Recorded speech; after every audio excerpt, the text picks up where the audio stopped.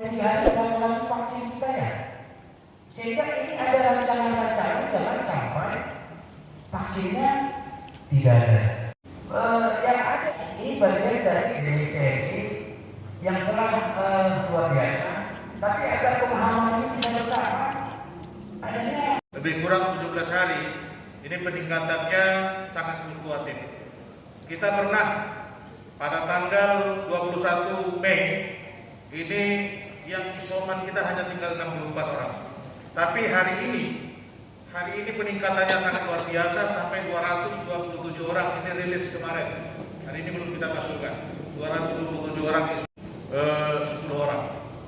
Nah, kemudian tingkat kesembuhan kita memang terlihat masih rendah karena tingkat kesembuhannya dinilai dari jumlah dan waktu kasus. Kalau hari ini kasus misalnya 50 orang dan itu OTG, maka perkiraannya 14 hari ke depan tingkat kesembuhannya akan tinggi karena mereka selesai isolasi. Tapi kalau 14 hari yang lalu kasusnya hanya 3, dimungkinkan hari ini mungkin kesembuhannya juga rendah 3 orang karena dinilai dari jumlah kasus dan waktu kasus itu ada.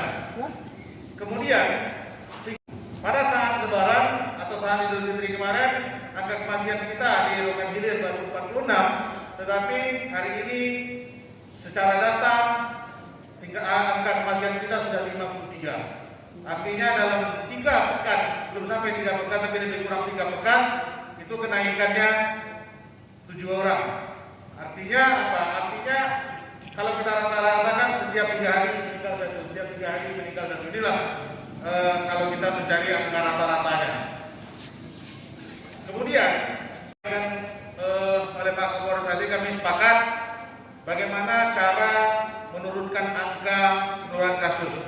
Tapi sebelum itu kami juga sudah menyampaikan atau melakukan koordinasi dan konsultasi dengan beberapa pakar, termasuk dengan pakar epidemiologi. Ada dua kemungkinan. Kemungkinan pertama dimungkinkan mungkin karena tracing kita bagus, tracing kita jalan sehingga kasus banyak kita dapatkan. Ini itu hal yang positifnya, itu hal yang bagusnya. Sehingga kenapa kasus kita meningkat? Karena bisa saja karena tracing kita lebih aktif daripada waktu-waktu sebelumnya. Kemudian yang kedua, bisa saja karena perilaku masyarakat. Karena perilaku masyarakat terhadap protokol kesehatan menurun.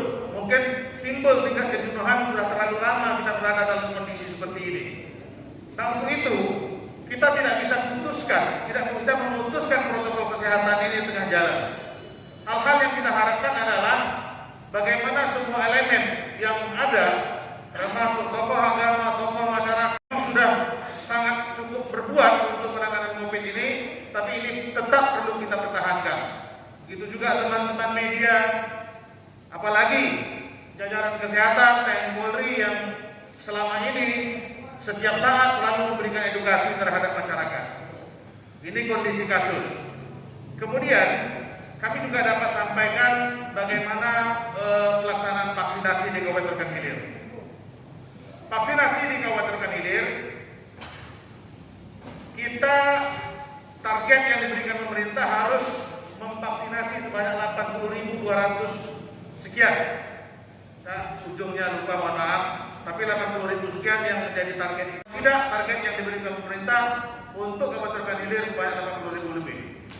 Hari ini kita sudah didistribusikan vaksin dari IFK provinsi sebanyak 36.200. Jadi vaksin tidak bisa kita beli, vaksin tidak bisa kita anggarkan sendiri karena vaksin ini disiapkan oleh pemerintah pusat melalui Kementerian Kesehatan, kemudian didistribusikan ke dinas provinsi dan kita mengajukan permohonan ke IFK, instalasi farmasi kesehatan di Provinsi Riau.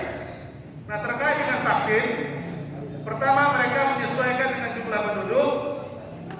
Nah, sehingga hari ini kita dan di samping jumlah penduduk juga menyesuaikan dengan jumlah kasus. Sehingga kita tahu bersama bahwa di Provinsi Riau yang dibuang dengan vaksin itu yang pertama Pekanbaru, yang kedua Dumai. Kenapa? Karena kasus mereka paling banyak. Karena kita hari ini masih berada di urutan ke-7 di Provinsi Riau. Tapi kita tidak boleh euforia, kita tidak boleh bangga juga dengan urutan ke-7 tersebut. Meningkat. Tapi paling tidak untuk vaksinasi, ini kami sudah menyiapkan strategi kemarin pada saat rapat bersama-sama di Medspemda. Bagaimana ke depan kita tidak hanya menunggu di vaskes, tapi kita harus mendatangi desa-desa. Hanya persoalannya mungkin sama-sama harus kita maklumi bahwa vaksin ini tidak sama dengan obat biasa, dia harus punya rantai dingin. Kami sampaikan kepada jajaran kami, teman-teman di Puskesmas, jangan sampai vaksin yang kita berikan tidak akan berfungsi. Artinya ketika suhu vaksin itu nanti berada di atas 8 derajat Celcius, maka vaksin itu pasti tidak akan berfungsi. Nah, untuk itu kita melihat aksesnya, melihat jarak tempuhnya juga. Jangan sampai nanti vaksin itu melebihi dari suhu 8 derajat. Mungkin ini kalau untuk kecamatan di Vaskes kita sudah semuanya sudah tersedia kulkas yang standar seperti yang di FK sekarang untuk membawa ke sarana-sarana lain. Jadi untuk itu mungkin untuk daerah-daerah yang bisa terjangkau tetap akan kita lakukan.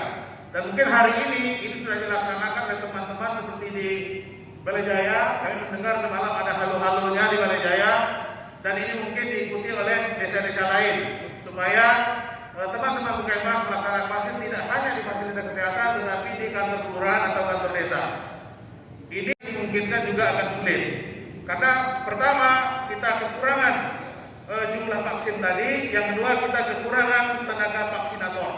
Jadi tidak semua orang dibolehkan atau tidak semua orang dapat melakukan penyuntikan vaksin ini, tergantung dari vaksinator. Atau nanti mereka yang sudah biasa menyuntik tapi harus bersama-sama dengan vaksinator. Karena ini nanti kita akan khawatir terjadi KIPI. KIPI ini kegiatan ikutan pasca imunisasi.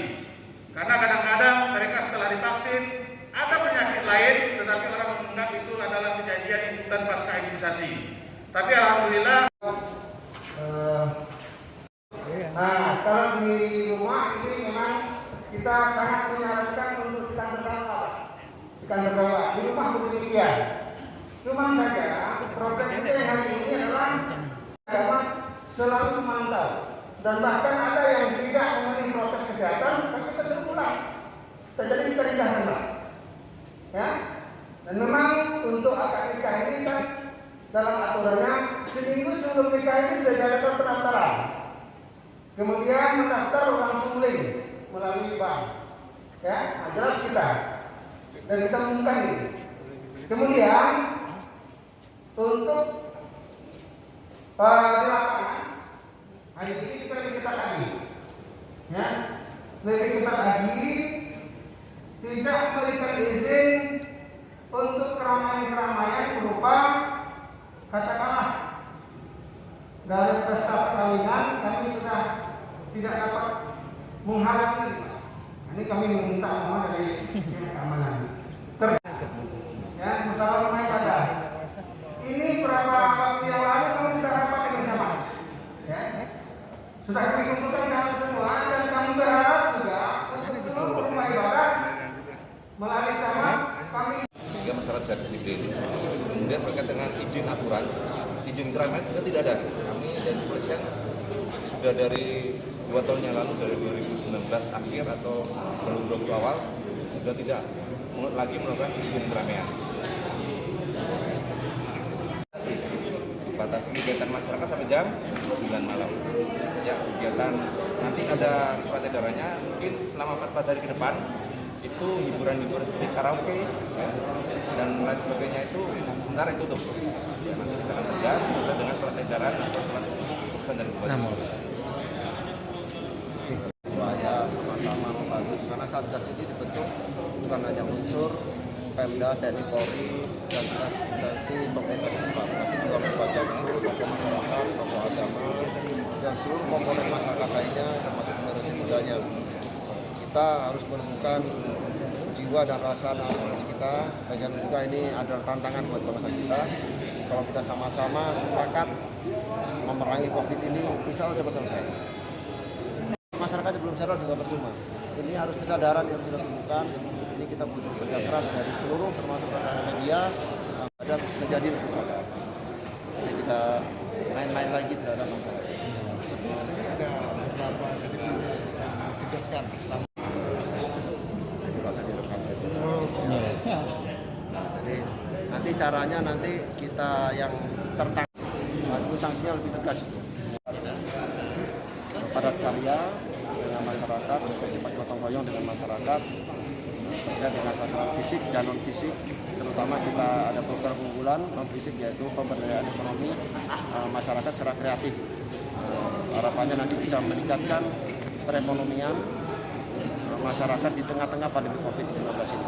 Termasuk nanti kita akan membuat upaya kreatif di bidang pertanian, perikanan, dan peternakan. Insya Allah akan kita mulai laksanakan pada saat Prat MMB tanggal 1 Juni besok sampai dengan akhir pelaksanaan MMB. Jadwal pembukaan kapan? Buka, harapannya itu sudah bisa menggaung di masyarakat, bisa memberikan manfaat kepada masyarakat, baik kegiatan yang bersifat pembangunan infrastruktur dan kegiatan sasaran non fisik terkait dengan kegiatan ekonomi kreatif di masyarakat.